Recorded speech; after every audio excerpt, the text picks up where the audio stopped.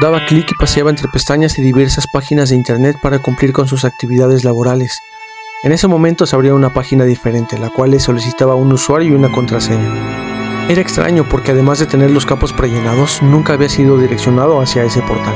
Pensó que la compañía estaba por implementar un nuevo sistema, aunque no había sido notificado, pero a pesar de cerrar la ventana cada vez que se abría, siempre volvía a aparecer, así que decidió simplemente ignorar y minimizar la pantalla.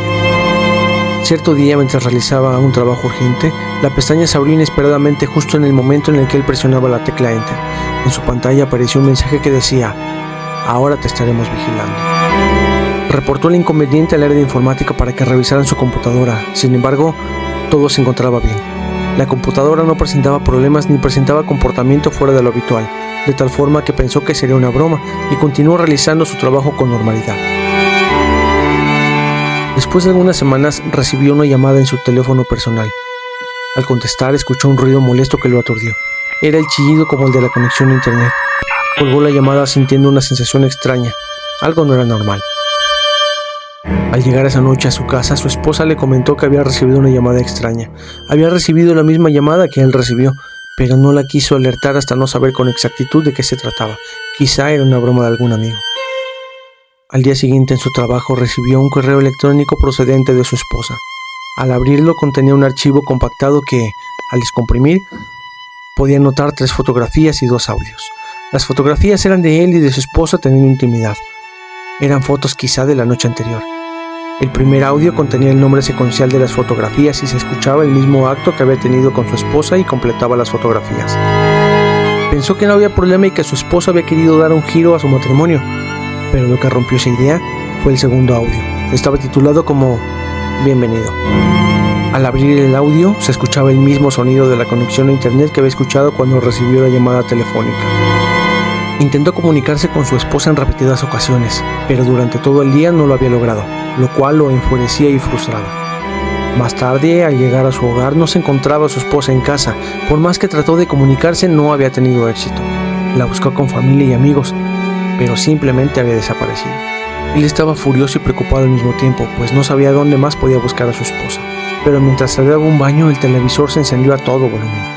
Pensó que su esposa había llegado, de tal manera que se apresuró a salir y reclamar una explicación. Un frío recorrió su espalda desde la cintura hasta la cabeza. Sintió como si la cabeza le fuera a estallar. La televisión sonaba a todo volumen con el sonido característico de la conexión a internet que lo perseguía donde quiera que fuera. Al fondo del chillido característico se escuchaba una voz casi imperceptible que se repetía constantemente: "Aún estamos vigilándote. Gracias por unirte a nuestro servicio". No sabía qué significaba eso, pero apagó la televisión y con un sentimiento de confusión volvió a su habitación. Su respiración se detuvo al ver algo que en definitiva no se encontraba ahí un minuto antes cuando salió del baño envuelto en una toalla. Una mancha de sangre en la cama y un mechón de cabellos. Sus ojos se dilataron y su corazón parecía salirse del pecho. Un zumbido en sus oídos lo alertaba y estaba a punto de llorar cuando tomó los cabellos y supo que eran de su esposa, arrancados desde el cuero cabelludo. Justo en ese momento le entraba una llamada.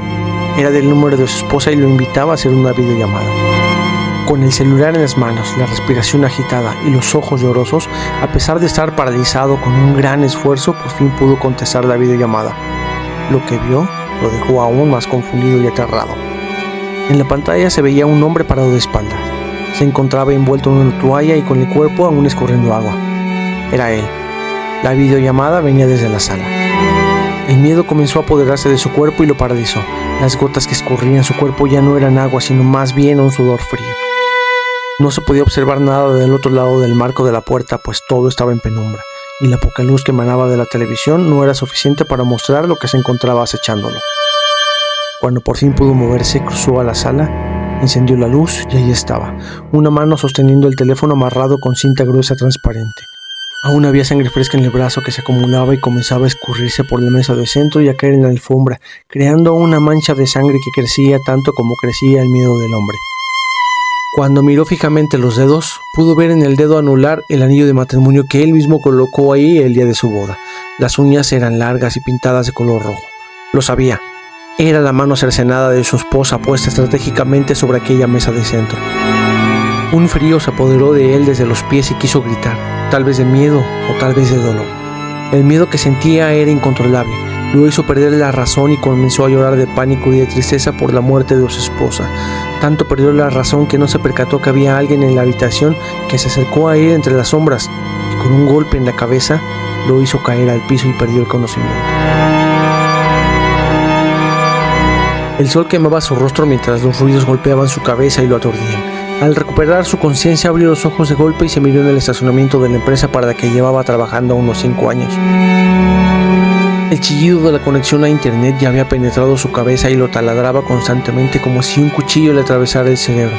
Era un zumbido que se alojaba en lo más profundo de sus oídos, un chirrido que ya formaba parte de su psique y le recordaba la mano cercenada, el anillo ensangrentado y los dedos bañados totalmente en la sangre de su esposa, que a estas alturas supuso que ya estaría muerta. Trató de incorporarse, pero un dolor en la cintura no le permitía levantarse. Por más que intentaba mover sus pies, estos no le respondían. Mientras tanto, recibía un mensaje de texto que provenía del número de su esposa. Abrió el mensaje con desesperación, pues aún no podía aceptar que su esposa estuviera muerta. Con lágrimas en los ojos y un dolor intenso en la cintura que le impedía ponerse de pie, abrió el mensaje y únicamente contenía un código QR. No quería abrirlo, pero al instante recibió un segundo mensaje que decía: «Tu esposa te envía saludos, abre el código». A pesar de sentirse incapaz, con sudor escurriendo en su rostro, con el sol sobre sus hombros y sin poderse mover, se tuvo que ver motivado a abrir el enlace.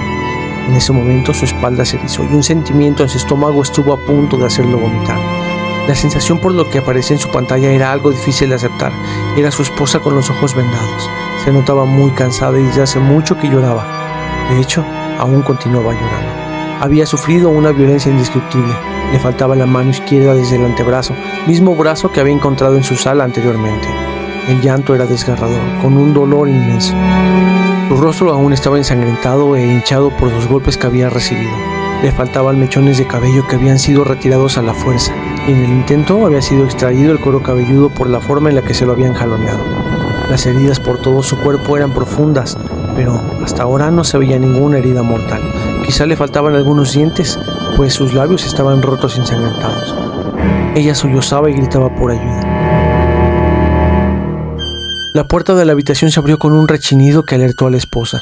A la mujer le parecía un sonido aterrador, pues sabía lo que significaba. Se encorvó en señal de autoprotección, en tanto que el miedo la obligaba a implorar por su vida. Cada lágrima que caía por su mejilla parecía una gota de sangre.